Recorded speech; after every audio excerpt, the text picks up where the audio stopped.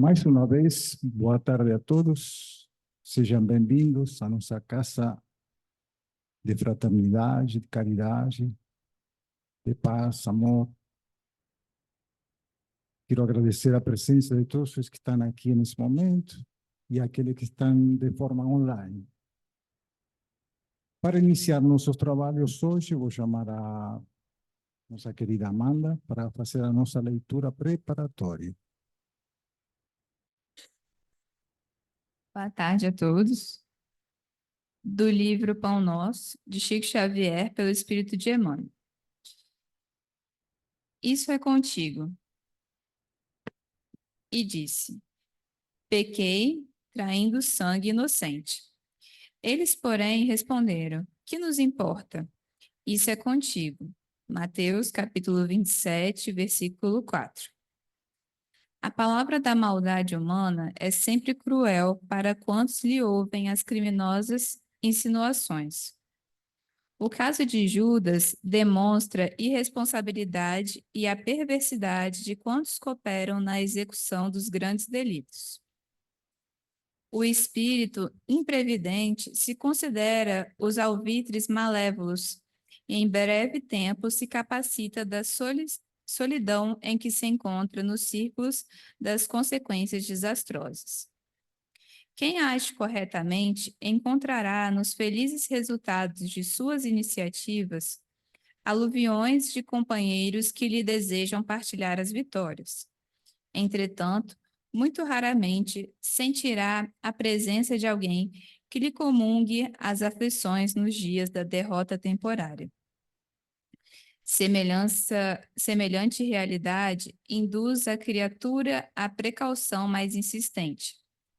A experiência amarga de Judas repete-se com a maioria dos homens, todos os dias, embora em outros setores.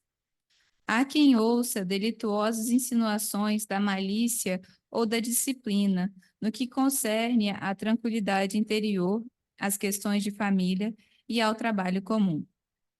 Por vezes, o homem respira em paz, desenvolvendo as tarefas que lhe são necessárias.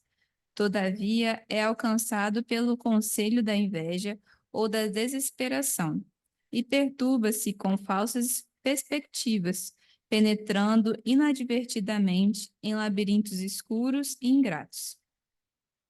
Quando reconhece o equívoco do cérebro ou do coração, volta-se ansioso para os conselheiros da véspera, mas o mundo inferior, refazendo a observação a Judas, exclama em zombaria: que nos importa?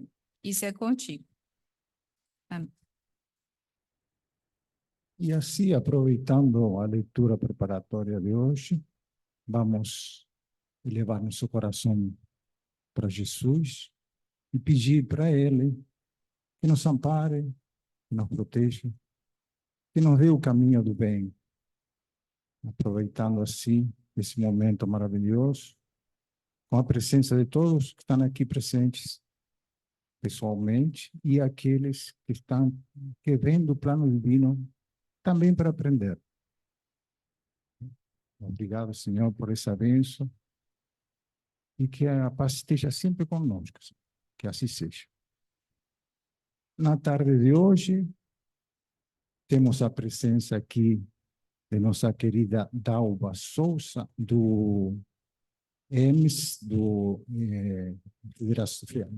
da Federação Espírita do Espírito Santo, e nos vai fornecer um tema muito pessoal, libertação pessoal. Dalva, sinta-se à vontade. Boa tarde, muita paz a todos, um abraço carinhoso da equipe da Federação Espírita do Estado, a todos vocês que estão aqui presencialmente, a quem nos ouve também pela internet, que Jesus possa nos abençoar, fortalecer e que ampare bastante a turma, os trabalhadores desta casa. É uma casa que nos acolhe com um clima de alegria, de carinho tão grande, a gente se sente bem aqui.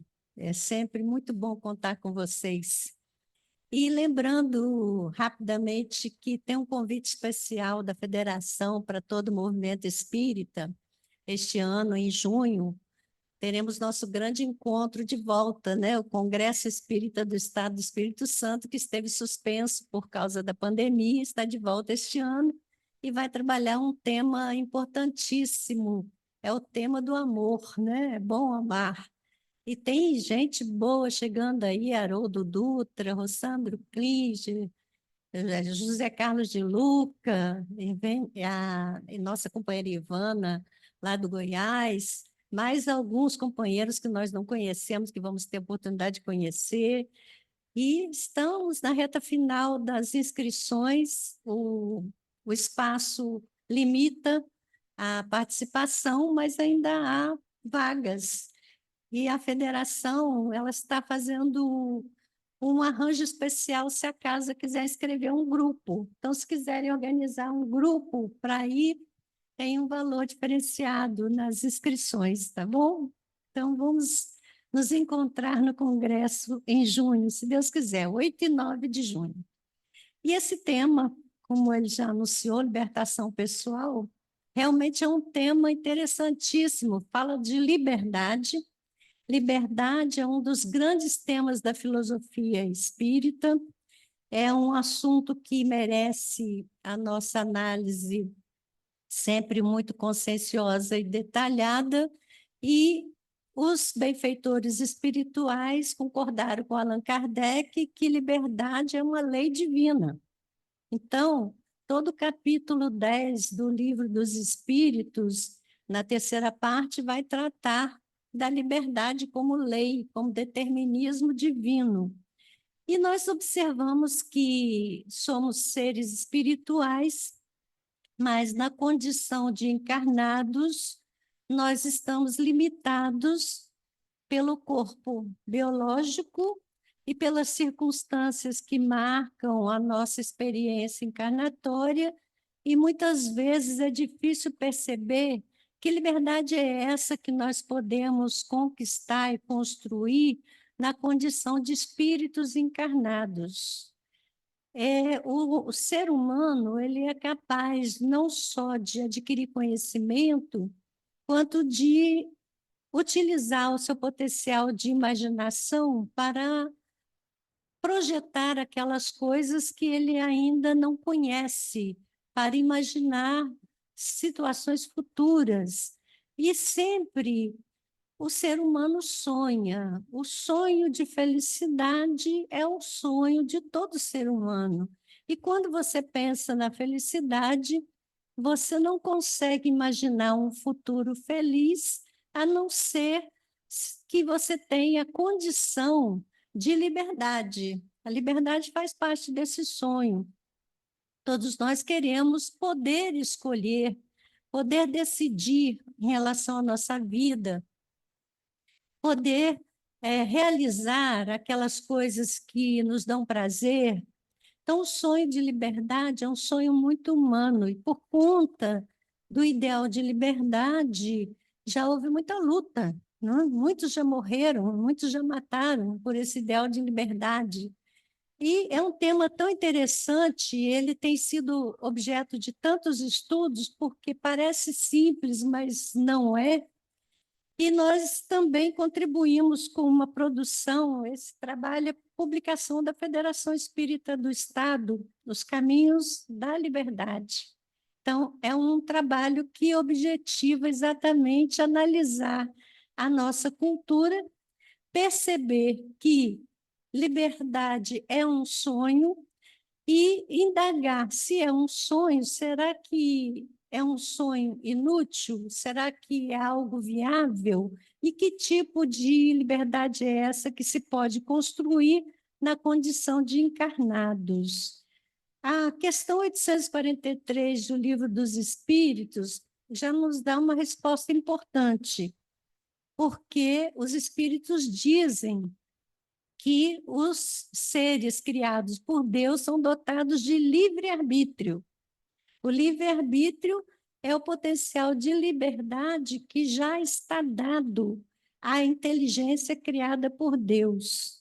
E dizem os espíritos que sem o livre-arbítrio, o homem seria uma máquina, sem vontade.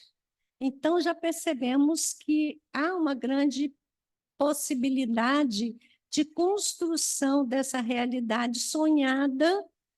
Não obstante, vivamos o limite da condição de encarnados, de vestirmos essa máquina física e de vivermos dentro de circunstâncias limitadas no espaço e no tempo, que é a nossa condição de seres transitórios aqui no mundo material.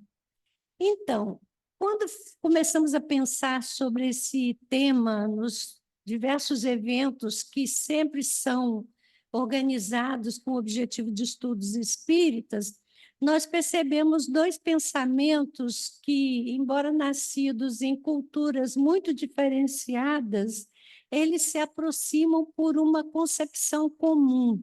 Um pensamento é de um filósofo oriental chamado Aurobindo, e ele diz assim, que todo mundo anseia por liberdade, mas cada um adora seus próprios grilhões.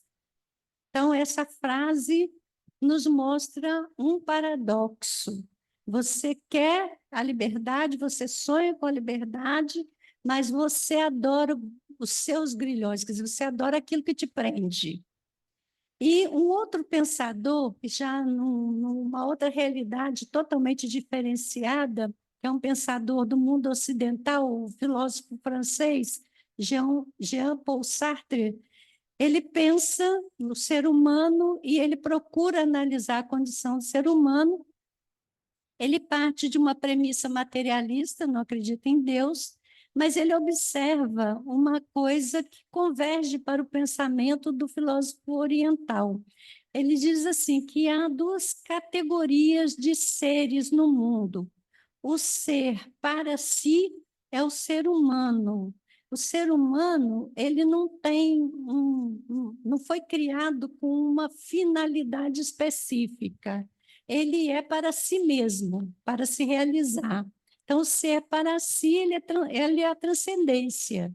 Já o ser em si é o objeto. O objeto tem uma finalidade. Por exemplo, você faz uma xícara, a xícara tem o objetivo de comportar líquido que você vai levar à boca. Quer dizer, cada objeto material ele tem a sua finalidade. Então, ele diz que esse é o ser em si. Ele não tem autonomia, ele é feito para alguma coisa, ele é um objeto, ele é manipulável. Já o ser para si não é manipulável, ele é um ser que existe para si mesmo, não para cumprir alguma finalidade, porque ele não pressupõe a existência de Deus, né? Então, ele está analisando dessa perspectiva. Então, ele diz que esse ser para si, como ele é para si mesmo, ele tem total escolha de si mesmo a todo tempo. Ele pode se escolher. Ele é totalmente livre para fazer da sua vida o que ele quiser. Ele é livre para escolher, mas ele se comporta muitas vezes como um ser em si, como um objeto. Deixa que os outros o manipulem. Ou então, ele se apega aos papéis. Ah, mas eu, afinal de contas, eu sou um doutor, ou eu sou um professor, ou eu sou... A pessoa se apega ao papel que ela exerce como algo inibidor da sua própria liberdade. E Jean-Paul Sartre diz assim, não é o que o mundo faz de você, é o que você permite que o mundo faça de você. Esse é o detalhe. Então, quando a gente olha um pensador ocidental que parte de uma premissa materialista, chegando à mesma constatação de um pensador oriental que é um espiritualista, ambos dizendo que nós, embora queiramos liberdade, estamos nos apegando a coisas que nos limitam, que estão nos aprisionando. E aí lembramos a fala de Jesus, que é uma fala fundamental quando se trata de liberdade, né? Jesus diz, se permanecerdes nas minhas palavras, sereis meus discípulos e conhecereis a verdade, e a verdade vos libertará. Então, essa fala de Jesus, ela dá um caminho para essa libertação. Nosso tema hoje é libertação pessoal. Então, o caminho para a libertação, segundo a orientação de Jesus, ele começa por uma possibilidade de nós permanecermos conscientes e compreensivos em relação ao ensinamento que ele trouxe. Ele trouxe um roteiro para a vida do encarnado, ele trouxe uma doutrina, ele trouxe ensinamentos, ele chamou de boa nova os ensinamentos que ele trouxe. Então, se nós conseguirmos compreender os ensinos de Jesus e conseguirmos manter esses ensinos ativos na nossa realidade de seres viventes, nós vamos atingir a verdade, vamos conhecer essa verdade. Não é a verdade relativa que a ciência material nos apresenta. Existem muitas verdades no mundo. A ciência está constantemente revelando aspectos da realidade em que nós vivemos. E muitas verdades são proclamadas no nosso mundo material, e muitas vezes a verdade de uma época deixa de ser numa época seguinte, é contestada. Outros ângulos da realidade desmontam aquela concepção e criam outra mais ampla. Então, Jesus não está falando das verdades temporárias e provisórias que fazem parte desse caminho evolutivo. Ele está falando da verdade absoluta, que é Deus, né? Se nós permanecermos de acordo com o ensino de Jesus, nós vamos chegar a esse ponto de concepção da divindade, de entendimento da essência da realidade e da nossa essência como seres divinos. Essa é a verdade absoluta. E ela não é verdade só para o planeta Terra. É uma verdade atemporal e para todos os planetas do universo. A verdade divina, aquela da criação divina. Então, nós temos um roteiro. Parece, quando a gente olha esse roteiro, parece que é fácil, porque está dito numa frase. Mas quando nós olhamos a trajetória humana, essa fala de Jesus tem mais de 2.000 anos. E ainda não conseguimos compreender precisamente os ensinamentos de Jesus.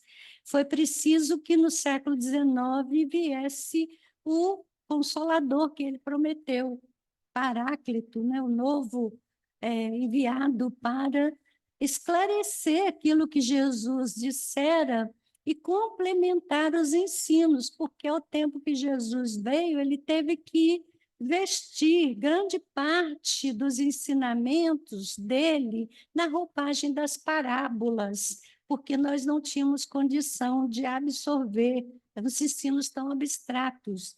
Então, vejam que o Espiritismo está na Terra há pouco mais de 160 anos, trazendo a chave de interpretação dos ensinos de Jesus. Hoje, a partir do conhecimento espírita, nós podemos permanecer nas palavras de Jesus. Até esse primeiro passo estava difícil antes do entendimento que hoje a doutrina espírita nos traz. Então, vejam que não é simples esse caminho.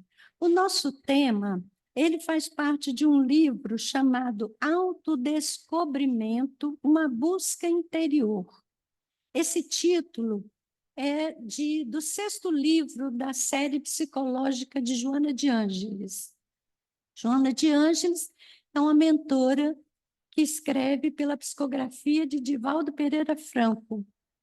E os livros da série psicológica, se não me engano, já totalizam 16 volumes. O Autodescobrimento é um desses volumes. Tem um ensinamento muito focado nessa questão da liberdade. E o capítulo que é chamado Libertação Pessoal é o último dos capítulos desse livro. Então, ela escreve 12 capítulos trabalhando temas diversos, mas todo o tema que ela trabalha nesse livro está na convergência para essa culminância do capítulo 12, que é a libertação pessoal. E o que ela diz é o seguinte: a criatura, ela precisa se autodescobrir, ela precisa descobrir a si mesma.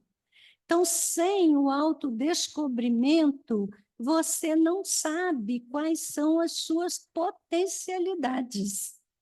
E não sabendo quais são as suas potencialidades, você vive embates conflitivos que são geradores de patologias.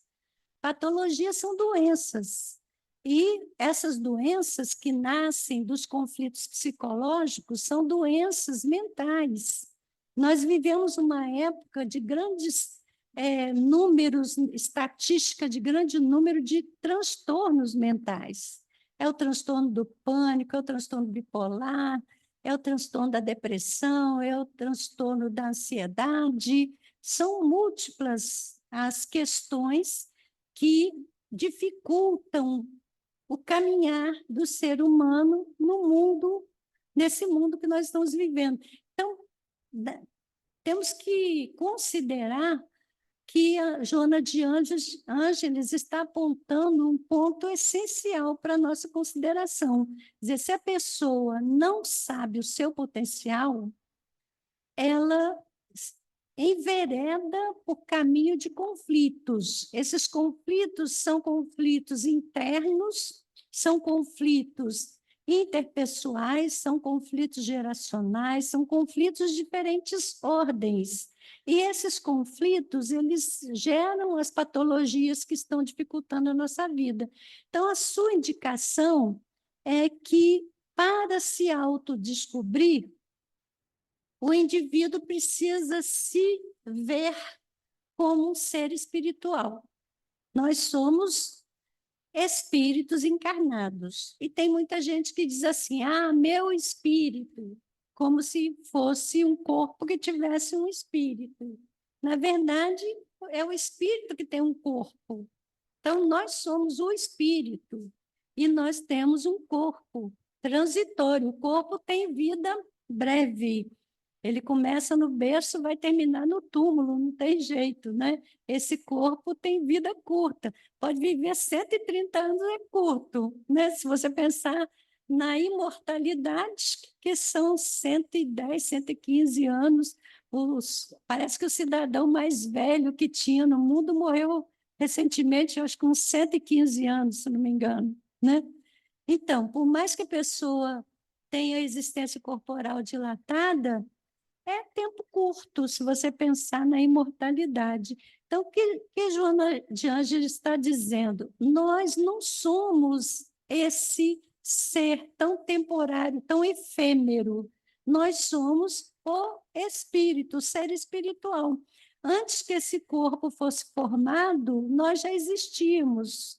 Essa é a visão do espiritismo, a visão reencarnacionista.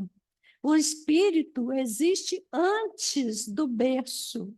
Ele já está numa condição de evolução bastante auspiciosa, já adquiriu bastante conhecimentos aqui no mundo Terra. Nós não somos mais um mundo primitivo. Então, os espíritos que habitam a Terra já têm um longo caminho trilhado nesse contexto da civilização. Então, antes de nascer, já tínhamos todo um conjunto de conhecimentos, de habilidades adquiridas, de possibilidades. O corpo biológico, ele vai se desenvolver paulatinamente, e à medida que o corpo cresce, esse ser espiritual vai tomando consciência de si mesmo na personalidade atual. A formação da consciência, ela é algo muito gradual na situação do encarnado. Segundo os psicólogos, quando a criança começa a referir-se a si mesma usando o pronome eu, ela cumpriu uma etapa importante na aquisição da autoconsciência. Porque a gente, quando tem a experiência do bebê, O bebê, quando começa a falar, ele se refere a si mesmo na terceira pessoa, né? Assim, nenê quer água, nenê quer isso, nenê quer aquilo. Então, é uma autorreferência que ainda não pressupõe uma consciência de si. Geralmente, entre os 2 e os 3 anos, a criança começa a falar eu.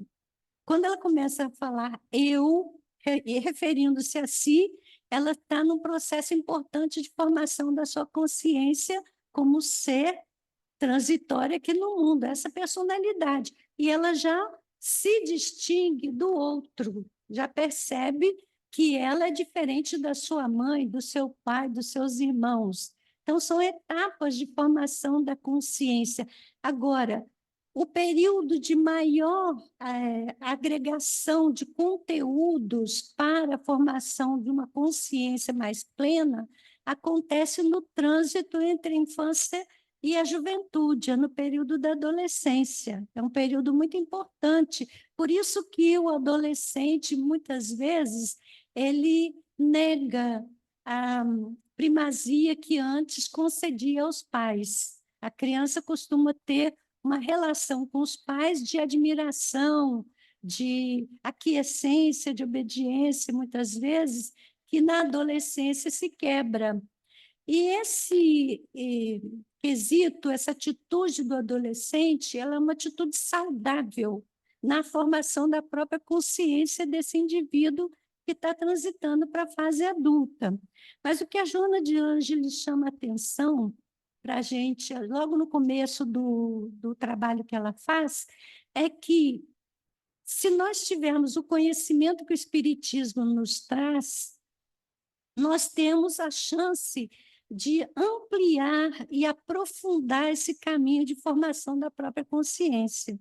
Porque o Espiritismo nos mostra que nós não somos só o corpo e nós não somos a dualidade alma-corpo. Nós somos uma tríade. Nós somos a alma e essa alma tem 2 corpos. Esses 2 corpos são importantes nesse processo. Um corpo é esse que a gente tem a experiência direta dele, que é o corpo físico, né? O segundo corpo, que não temos essa experiência direta, quando falta informação, é o perispírito, é o corpo energético. Ele faz a ligação da alma ao corpo físico. E o detalhe é que o perispírito não morre. O corpo material, ele morre e os seus elementos são devolvidos à Terra. Já o perispírito, ele não morre, ele acompanha o ser espiritual na sua trajetória no mundo espiritual, que a gente chama da erraticidade. Então, o perispírito é a chave para o nosso entendimento. Quando nós conhecemos, temos essa informação, nós podemos ter também alguma experiência desse segundo corpo, quando a gente dorme, por exemplo. O corpo biológico é que dorme, o perispírito não dorme. Então, nós nos manifestamos na realidade espiritual, enquanto o corpo dorme, na vestimenta do perispírito. Tanto que os seus sonhos, você se vê como você é. Você se vê com a moldagem desse corpo físico. Por quê? Porque o perispírito reproduz a forma física a que você está ligado. Então, você tem a percepção desse corpo na experiência do sonho, nessa experiência que é comum a todos os mortais. E outra coisa importante que a doutrina espírita nos ensina é que, além de haver essa tríade que nós devemos considerar, nós precisamos considerar um aspecto dinâmico do funcionamento do encarnado como uma dualidade. Nós, como personalidades transitórias, no período de vigília, esse período que a gente está acordado, nós temos a personalidade transitória em presença constante na relação com o outro. Esse é o ego da linguagem psicológica. Mas, quando você considera o corpo dormindo, ou o desdobramento do espírito-corpo, esse ser espiritual, ele é o ser imortal, que não tem só a história limitada desse corpo, ele tem uma história muito mais ampla. Esse, na linguagem psicológica, é o self. Self é um termo em inglês que significa si mesmo, você, né? Seu eu. Então, a Joana de Ângeles, no seu livro Autodescobrimento, ela nos apresenta essa dualidade como um fator importante no entendimento da libertação pessoal. Você é o self. O ego é a representação temporária desse self, limitada pelas circunstâncias da vida que você está aqui levando como projeto pedagógico para o seu aprendizado. Tudo que está no seu roteiro nesta encarnação faz parte desse projeto pedagógico. Ele tem o objetivo de te ensinar alguma coisa. Então, não há ninguém aqui vivendo castigo divino. Não é castigo divino. O sofrimento, as dificuldades não são castigos divinos, são aspectos do projeto pedagógico. São consequências das escolhas que nós vamos fazendo ao longo do caminho. Então, nesse sentido, que a Joana de Ângeles começa propondo, quando ela chega nesse texto, Libertação Pessoal, vejam que ela cria 11 capítulos anteriores a esse, e eu estou resumindo isso em 15 minutos de fala. Quer dizer, essa expressão que eu faço aqui do trabalho da Joana não deve substituir a leitura do livro. O livro vai te oferecer todo esse cabedal de conhecimentos numa expressão muito mais detalhada que ela consegue fazer pela psicografia do Divaldo Franco. Então, leiam o livro, é importante para aqueles que quiserem conhecer em detalhes. Mas quando ela chega nesse último capítulo, que é a libertação pessoal, ela diz que é fundamental nós considerarmos a evolução do ser espiritual. E ela faz uma comparação, ela diz que evoluir é como subir uma montanha. É fácil entender essa figuração, porque você, quando está caminhando no mundo, numa planície, você vê o que está imediatamente à sua frente. Mas se você sobe uma montanha, você enxerga horizontes muito mais amplos. Então, quando ela diz que evoluir é subir a montanha, mesmo na condição de encarnados, quando nós nos aprimoramos, quando descobrimos a nossa realidade, a nossa essência, nosso ser, nosso self, né? Si mesmo estando encarnados, mesmo dentro do limite da vida do mundo material, nós temos uma visão ampliada, nós estamos subindo a montanha. Então, não é preciso esperar a desencarnação para subir a montanha. Subir a montanha é uma condição que é dada a todo ser criado por Deus. Quer dizer, o seu autoaprimoramento, ele vai partir desse autodescobrimento, dessa consciência de si mesmo. Então, evoluir é superar o ego. O que é o ego? É a personalidade transitória. Eu, Dalva, eu nasci em Volta Redonda, meus pais, a identidade dos meus pais, meus irmãos, eu fui constituída pela educação que me foi dada nesta encarnação. Eu fui constituída também pela educação que eu recebi, tive a oportunidade de frequentar a vida acadêmica até o curso superior. Então, isso me deu chance de conhecer muita coisa. Então, toda essa circunstância que marca a minha experiência nesta encarnação constitui a personalidade transitória e enriquece de experiência o ser imortal que eu sou. Mas se eu me limito a isto que essa encarnação produz, eu sou a criatura da planície olhando o que está imediatamente à frente e escolhendo com base em informações limitadíssimas que essa percepção me permite. Mas o conhecimento espírita me situa numa condição que eu posso começar a galgar esta montanha e cada vez mais compreender o que está para além do que esse corpo me mostra. Então, eu supero o ego. O ego é a personalidade transitória.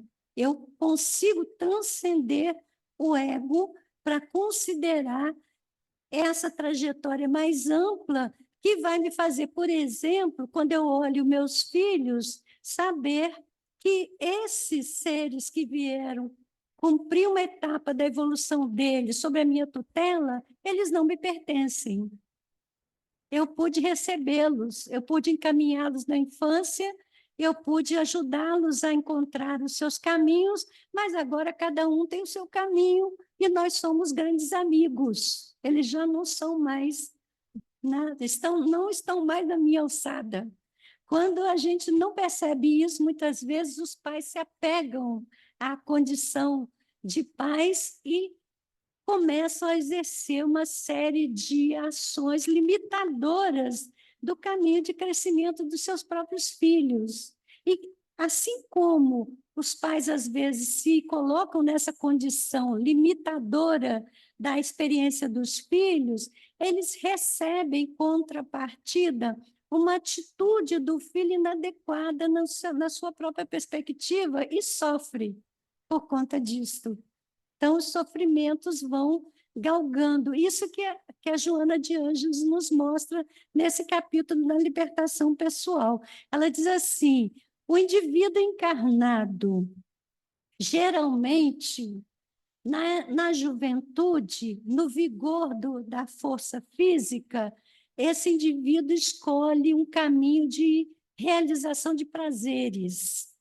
Ele se dedica a isso, a vida dele parece que está centrada nessa busca dos prazeres. E quando a vida não mostra a esse indivíduo essa possibilidade de olhar mais amplamente, o que vai acontecer com ele na velhice quando esses prazeres já não forem mais possíveis? Ele perde o motivo de viver, ele perde a alegria de viver, ele perde o sentido da vida e ele entra em diversos caminhos de tormentos e limitações pelas doenças que acometem os encarnados de modo geral.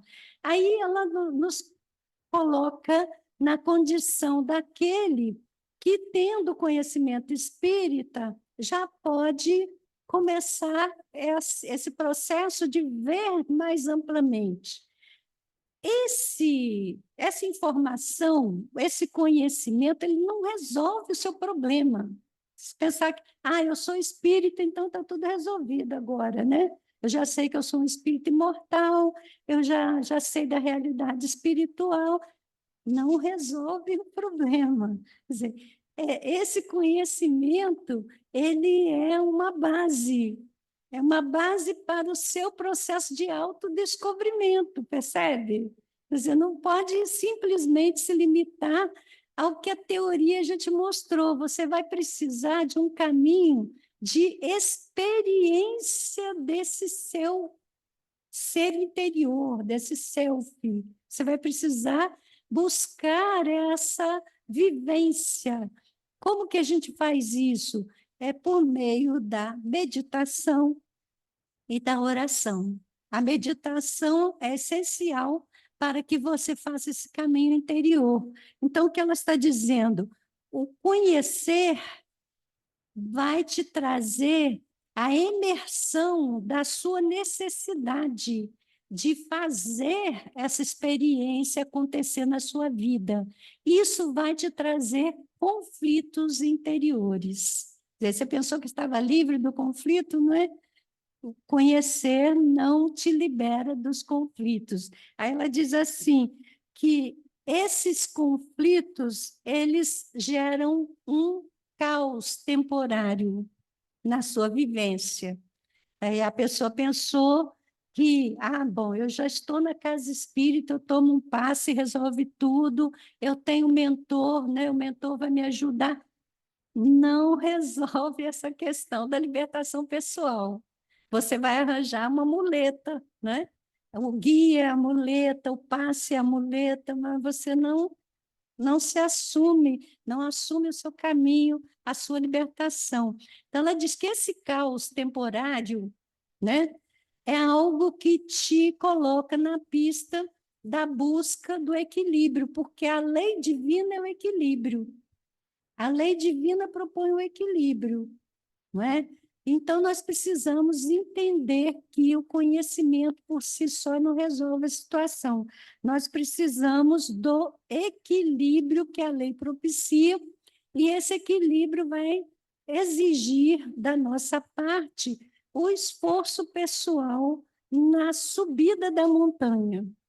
Quando ela usa essa metáfora, todo mundo que já subiu uma montanha sabe que não é uma coisa muito fácil de fazer.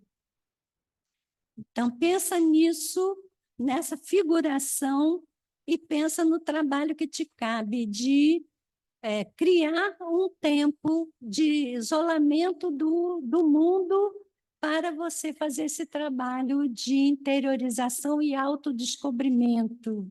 Então, é um esforço, porque, inclusive, ela fala assim, na atualidade, os avanços da ciência e da tecnologia geraram uma dificuldade adicional, porque a tecnologia ela está dentro da nossa casa, ela está na nossa mão, é o celular, né? É tudo aquilo que nos entretém, que nos distrai, e mal, não é? Ele está falando de nos entretém e mal, né? Porque você tem de tudo ali na sua mão, né? Na internet você encontra coisas boas, coisas ruins. O fato é que isso realmente gera um chamamento tão forte. Tem gente que não consegue desligar-se do celular nem para tomar banho. Tem pessoas que tomam banho com o celular pendurado no banheiro, olhando as imagens. Então, vejam como que a tecnologia não é um instrumento facilitador. Pode até ser, dependendo de como a gente queira utilizar. Por exemplo, na internet existem muitas propostas de meditação guiada. A meditação guiada ela é algo interessante para quem tem dificuldade de meditar. Porque meditar não exige nada. Meditar é simplesmente você fechar seus sentidos para o mundo exterior e acender a sua atenção para o seu mundo interior. É só isso. E você ficar ali com você mesmo, experimentando a sua realidade íntima e todo o incentivo que vem dessa realidade maior da vida pelos canais da intuição, que são canais diferentes dos sentidos biológicos, não é? Então, a meditação não pede nada, mas para quem está muito enraizado na cultura ocidental, nós não temos uma tradição de orientação para meditar. Então, na internet tem propostas de meditações guiadas, você pode usar como instrumento temporário enquanto você adquire essa habilidade de silenciar. E a Federação Espírita do Estado do Espírito Santo está disponibilizando a todo o movimento espírita uma sequência de meditações reflexivas. O que são meditações reflexivas? É a meditação que você faz a partir de um texto. Então, eu faço parte desse projeto, nós estamos utilizando textos do livro Caminho, Verdade e Vida. Ou são análises que Emmanuel faz de versículos bíblicos. Então, tem o versículo bíblico, tem a análise de Emmanuel, então a gente lê o texto e reflete sobre o texto. Isso, a pessoa que tem dificuldade de fazer esse caminho, tem esse auxílio também. No YouTube da Federação, você acessa a sequência das meditações reflexivas que estão disponíveis. Então, tem muito recurso que a gente pode utilizar. Mas o que Joana está falando é que a tecnologia moderna, ela, longe de incentivar isso, ela está mais ainda retendo o ser humano na exterioridade, nesse atrativo que televisão, computador, videogames e todo esse aparato tecnológico do mundo do entretenimento cria para a nosso relaxamento do dia a dia, né? Nosso lazer do dia a dia, que acaba ocupando todo o nosso tempo e não deixando nenhum espaço para essa nossa interiorização. Então, o que a gente vê aqui no trabalho que ela faz? Uma informação muito interessante que ela traz nesse capítulo diz respeito aos ensinos do São Boaventura. Já ouviram falar no São Boaventura? É um santo católico. São Boaventura é um cidadão nascido na Itália na Idade Média. Ele era próximo ali da experiência de São Francisco de Assis, né? Só que ele vivia em outro ambiente. E ele viveu também esse século XII. E ele tinha um conhecimento espiritual muito mais ditado pela intuição do que propriamente pelos estudos teológicos, porque ele é dito como um santo seráfico e não um santo teológico. Ele não era um doutor teológico, ele era um doutor seráfico, seráfico de serafim anjo, né? Então, ele era um doutor pelo conhecimento que lhe vinha da inspiração, da intuição. E olha que coisa interessante que ele ensina e Joana nos traz nesse capítulo 12, que a criatura tem 3 olhos. Olhos de olho, né? Tem 3 olhos. A gente pensa assim, eu tenho 2, mas ele está falando de dimensões diferenciadas. Ele diz que tem o olho da carne, e que o olho da carne ele só vê o mundo material. Ele tem o olho da razão, segundo São Boaventura, né? Tem o olho da razão, que é a nossa capacidade de organização do pensamento, de raciocínio e de reflexões filosóficas. Isso é um outro olho. Uma coisa é o que a matéria te propicia ver. Pelo olho da carne, você diria que o Sol gira em torno da Terra, porque você vê o Sol aparecer de um lado e descer do outro, né? Era a ideia dos antigos, né? Era o Sol que girava em torno da Terra. O olho da razão já nos diz, não, que é a Terra que gira em torno do Sol, porque são os conhecimentos da ciência que já fazem parte do nosso acervo de conhecimentos e te permite refletir sobre a realidade de um ponto de vista diferenciado.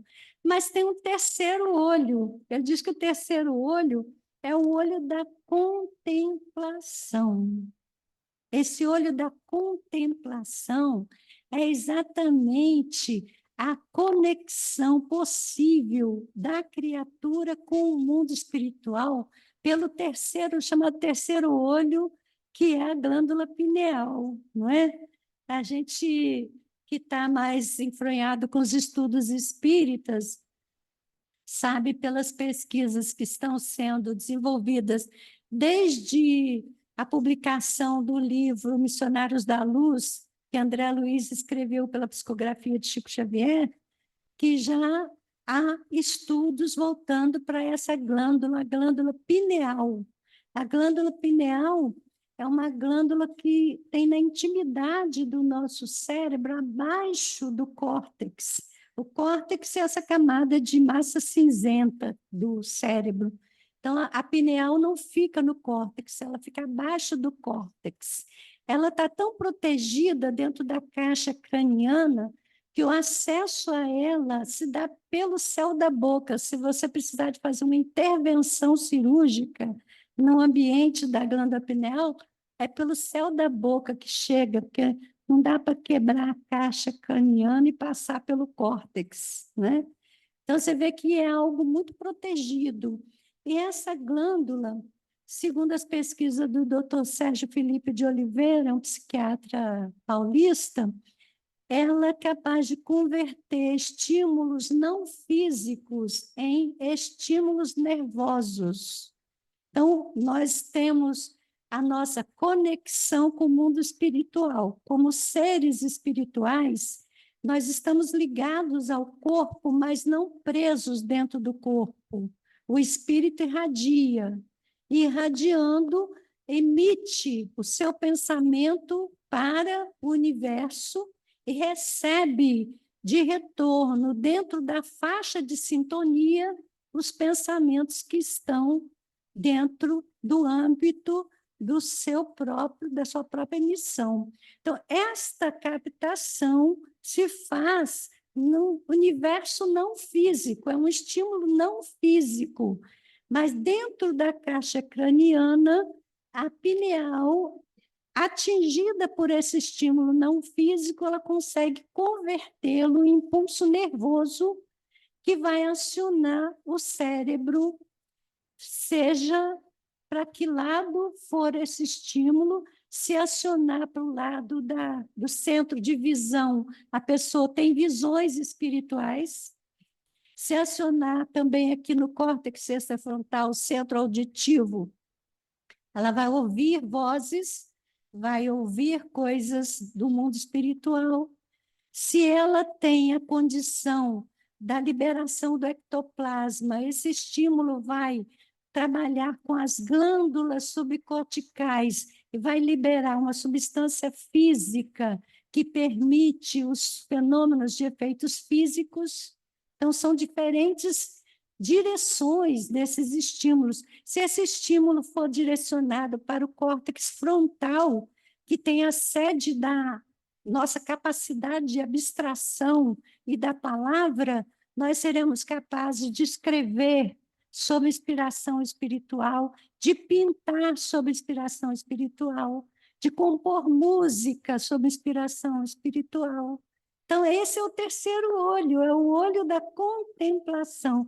Olha como que o São Boaventura, no século XII, ele trouxe essa visão dos 3 níveis de percepções possíveis à criatura humana, e a gente fica se limitando ao físico, somos iguais Tomé. Se eu não vi, se eu não botar o dedo na ferida, eu não acredito que Jesus ressuscitou. Aí Jesus se apresentou para ele, não é? Mostrou, põe o dedo agora, Tomé.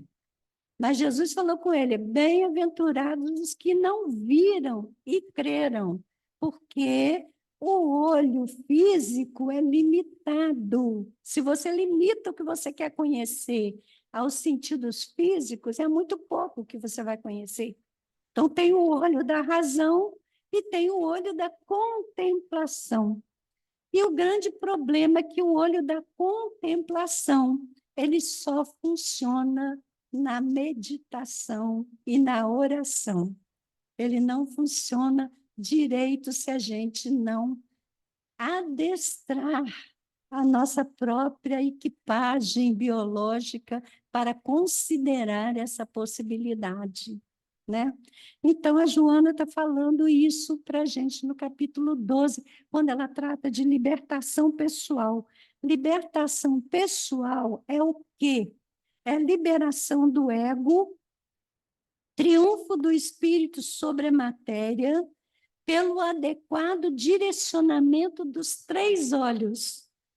Aí ninguém vai esquecer mais, hein?